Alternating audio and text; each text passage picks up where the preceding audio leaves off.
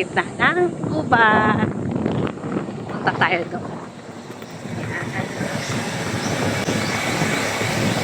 Ganda ng view dito. Noon nilalakad ang namin. Ngayon, okay na maglakad dito. Hindi naman siya nakakatakot.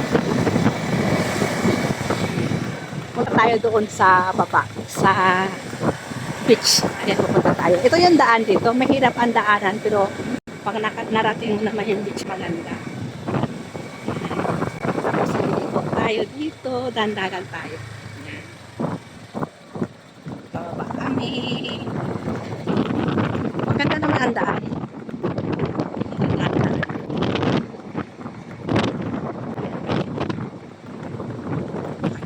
Asak.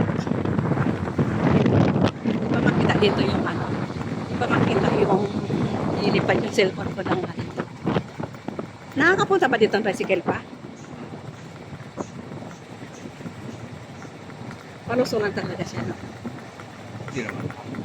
Tama na. Punta kami ng Talipasak. Abangan yung mga amiga. Ang ganda ng pupunta natin beach. Puti ang buhangin. May naglalakad siya. Ayan na tayo. Pasok na tayo sa beach. Ayan, pababa na tayo.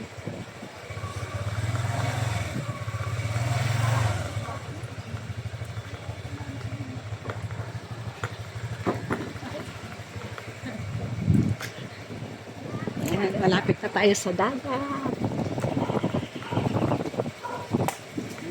Ang ganda-ganda. Maganda dito mga amiga kasi malamig. Kasi parating punong kahoy.